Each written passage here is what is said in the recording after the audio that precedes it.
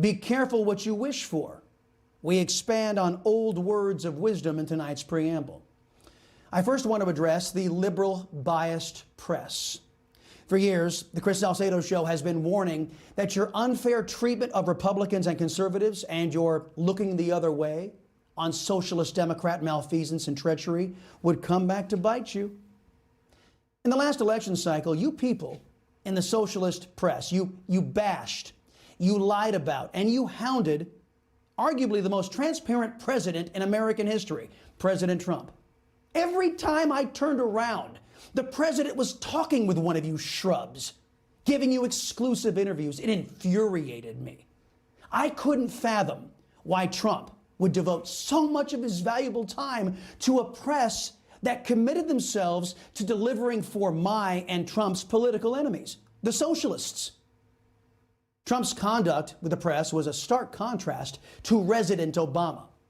Obama used the awesome power of the federal government, remember, to spy on and charge members of the alleged free press.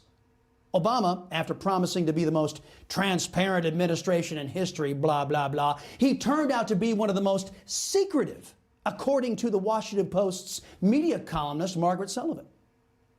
But as I've said before, the majority of the press are dedicated Democrats, not dedicated journalists. And now, the efforts of you people in the press have led to this.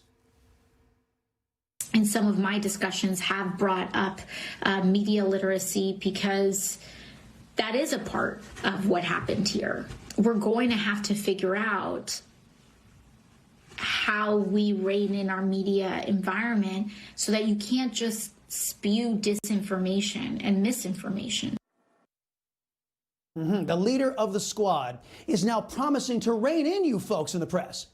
Now, many of you will dutifully comply, willing to sell out your country and the American people so you can keep a job spewing state-approved propaganda.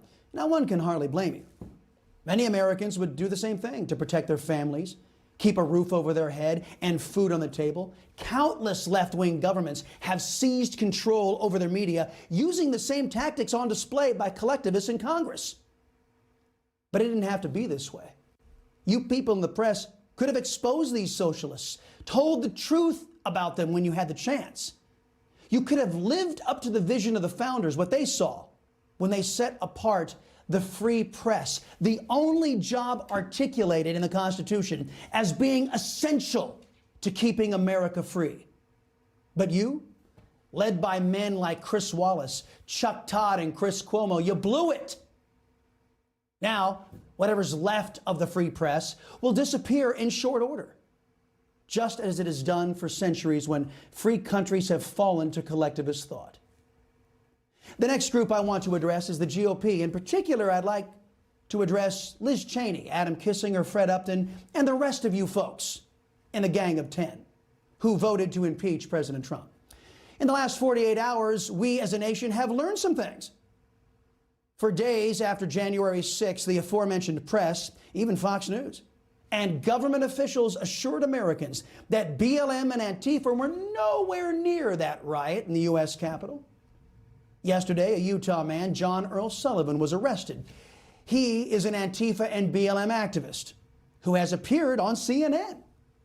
I wonder how many more of these Democrat militants were present on that day. Catherine Herridge of CBS News, one of the few remaining journalists left in America, reported that the timeline for the riot didn't exactly match up with Liz Cheney and Nancy Pelosi's impeachment narrative.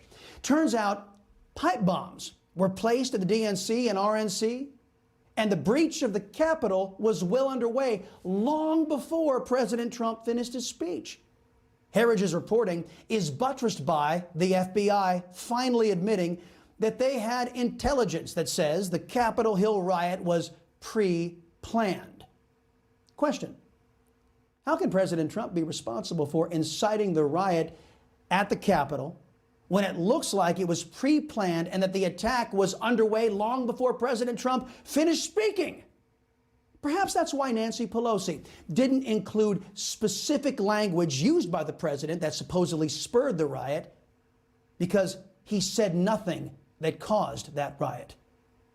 Now, We expect Pelosi and her merry band of Marxists, we expect them to lie. That's what left-wingers do. But you wouldn't expect Liz Cheney to make such a buffoonish vote without having all the facts. Although I gotta say, whenever I think buffoon these days, Adam Kissinger's name leaps right to the top of my head. Perhaps the Gang of 10 should have waited until they had all the facts before lodging their vote of vengeance against President Trump. I don't know, silly me. But Adam, Liz, and Fred, well, they couldn't wait to throw in with the socialists. Now, here's their reward. So the first step is impeach and remove, which is also about ensuring that he cannot be, so that he is barred from running for public office again. The second is to expel those members who have aided and abetted and been complicit in the cruelty, the corruption, and the criminality of this administration, who perpetuated the big lie. Did you guys catch that?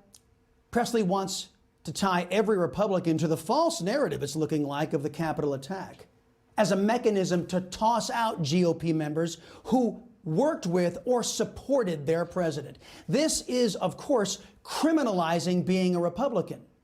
And Liz Cheney and Adam Kissinger and Fred Upton, well, they couldn't wait to turn over power to these lying totalitarians. Don't worry, Liz. I'm sure you're going to survive the first purge. After all, the Democrats and CNN, they love your kind of Republican. Lastly, I want to address the American people. You're watching an attempt by the socialists to impeach and remove President Trump based on his inciting violence that it's turning out he didn't incite. Consider this. Some of the success that we've been able to achieve around criminal justice reform would not have happened in recent years were it not for Black Lives Matter. And the intensity and the brilliance of that movement that forced at least that there would be some counterforce to the status quo, which is so reluctant for change, if not hostile to change. They're not going to stop. They're not going to stop. And this is a movement, I'm telling you, they're not going to stop. And everyone beware, because they're not going to stop. They're not going to stop before Election Day in November, and they're not going to stop after Election Day.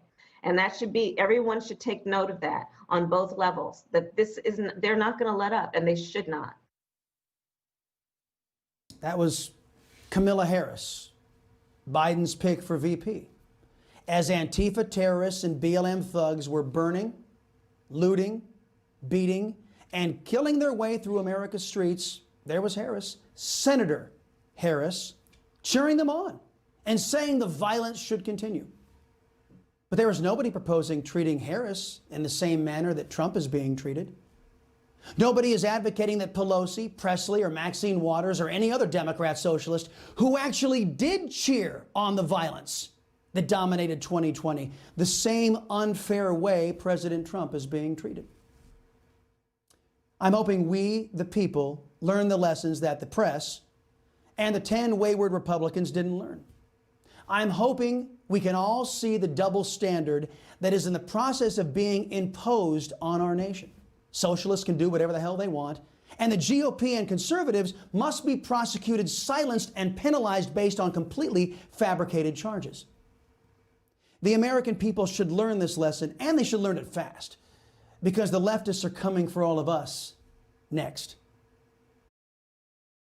You just watched Newsmax TV, America's fastest growing cable news channel, now in more than 70 million homes. You can get Newsmax TV on your cable system or check your cable guide. And if your system doesn't carry Newsmax, call them, tell them you want Newsmax TV, because we're real news for real people.